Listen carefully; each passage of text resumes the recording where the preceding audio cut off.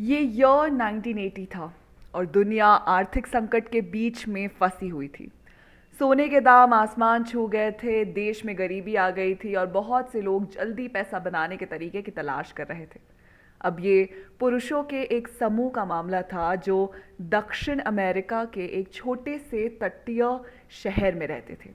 वह इस क्षेत्र की सबसे बड़ी खदानों में से एक से सोने की तस्करी करने की योजना लेकर आए थे और वह इसे काम करने के लिए दृढ़ और तैयार थे। उनके पास माइनिंग के सारे तरीके भी तैयार थे। पुरुषों की टीम का नेतृत्व जुआन नाम के एक करिश्माई और चालाक व्यक्ति ने किया था। उसने अनुभवी तस्करों की एक टीम इकट्ठी की थी और वह अपनी योजना को अंजाम देने के लिए पूरी तरह तैयार था। उन्होंने अपना शोध किया था और वे खदान के भीतर और बाहर के सभी मार्गों के साथ साथ गार्डों के समय और आने जाने के टाइम भी जानते थे।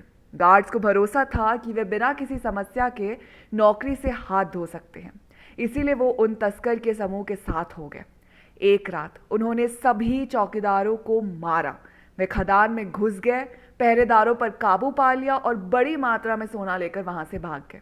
उन्होंने इसे अपने ट्रक पर लाद दिया और खदान से बाहर निकल गए। वे तट की ओर जा रहे थे जहां वे सोने को एक नाव पर लाद कर सुरक्षित स्थान पर ले जाते हैं। लेकिन चीजें उतनी भी आसानी से नहीं चली जितनी उन्हें उम्मीद थी। उन्हें एक चौकी पर रोका गया और सोना बरामद किया गया। सभी टीम मेंबर्स को गिरफ्तार कर लिया गया और हिरासत में भी ले लिया गया। वे हैरान और भयभीत थे क्योंकि वे पहले कभी पकड़े नहीं गए थे। जुआन से सबसे पहले पूछताछ की गई। उससे ये योजना के बारे में पूछा गया और कहा गया कि अगर उसने अपने साथियों के नाम बता दिए तो उसे जाने दिया जाएगा, मगर जुआन ने मना कर दिया।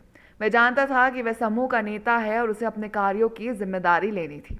बाकी पुरुषों से पूछताछ की गई और उन सभी ने अपने साथियों के नाम बताने से इनकार कर दिया। इन सभी को उनके अपराधों के लिए जेल की सजा सुनाई गई थी। उन्होंने अपने फ्यूचर के लिए सब कुछ दांव पर लगा दिया था और अब वे कीमत चुका रहे थे।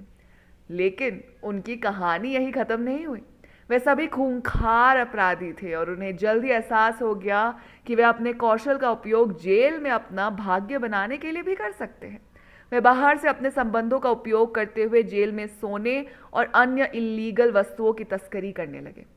वे जेल में सबसे शक्तिशाली व्यक्ति बन गए और उन्होंने अन्य कैदियों पर लोहे की मुट्ठी से शासन किया। साल बीत गए और अंततः सभी पुरुषों को रिहा कर दिया गया। वे अपने पुराने तरीकों पर वापस चले गए और वे सोने और अन्य वर्जित वस्तुओं की तस्करी करते रहे। वे और भी धनी और अधिक सामर्थी हो गए और सब लोग उनसे डरते थे। लेकिन वे जेल में सीखे सबक को कभी नहीं भूले। वे जानते थे कि उन्हें सावधान रहना होगा और वे दोबारा पकड़े नहीं जा सकते। वे शैडो बन कर काम करना जारी रखे। वो हमेशा अपने और अपने मिशन पर नजर रखते थे और हमेशा पुलिस अधिकारियों से एक कदम आगे ही रहते थे। 1980 के सोने की तस्करी की कहानी लालच, चालाकी और छुटकारे की थी। इसी तरह KGF 3 में भी रॉकी पुलिस की आंखों में धूल झोंक सकता है और पकड़े जाने के बाद भी जेल से गोल्ड स्मगलिंग करता रहेगा। आपका इसके बारे में क्या कहना है, हमें कमेंट बॉक्स में ज़रूर बताइएगा। साथ ही अगर आपको वीडियो पसंद आई हो तो इसे लाइक कीजिए, दोस्तों के साथ शेयर कीजिए और फिल्मी दुनिया से जुड़े रहने के लिए सब्सक्राइब कीजिए हमारे चैनल जिसका नाम है बॉलीग्राड स्टूडियोज़।